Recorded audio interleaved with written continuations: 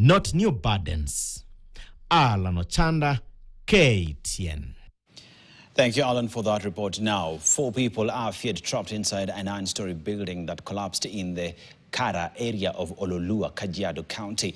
According to sources at the scene of the tragedy, the building came down Friday night, triggering panic among residents who rushed to the site in an attempt to help, although their efforts were unsuccessful.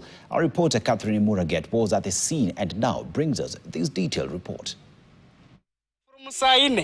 Another day.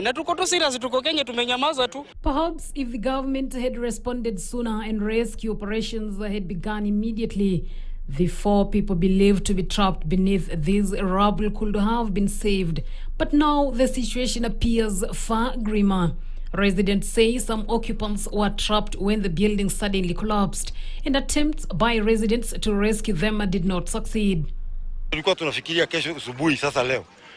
Mashini wangelete waokoa wala watu hapo. Kuna watu waine wako hapo ndani. Walikuwa jana wakiongea, lakini leo asubuhi simu zao zinalia, lakini hakuna mtu anachukua simu. Hii kitu hapa Ololua si ya kwanza.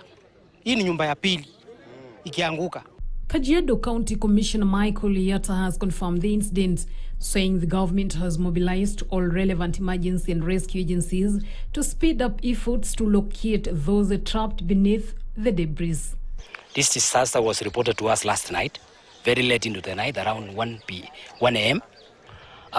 We came here early this morning, first to assess the level of the disaster.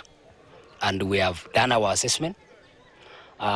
You can see we have not started the rescues because we have seen the disaster requires expertise. It requires advanced machinery, and it requires personnel who are conversant with removal of this kind of refuse or debris in order to save life.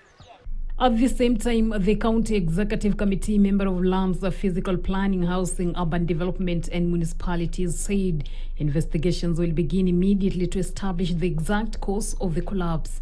As the question of plans approval, the officers have been here for the last 2 weeks trying to verify the documents that these people have, but they were not given access, and the person responsible was said to be out of the country. And so I think we will leave the rest for investigations. However, residents have criticized both the national and county governments for what they describe as delays in activating rescue operations. By Saturday afternoon, locals claimed that official efforts to remove those trapped under the rubble had not fully commenced. The tragedy has once again raised serious questions about building safety standards, enforcement of construction regulations, oversight of housing projects, and the government's response to emergencies. Catherine Muraget, KTN, Nairobi. Now, what was an ordinary night shift in the artisanal gold pits of Rumus, West Pokot, turned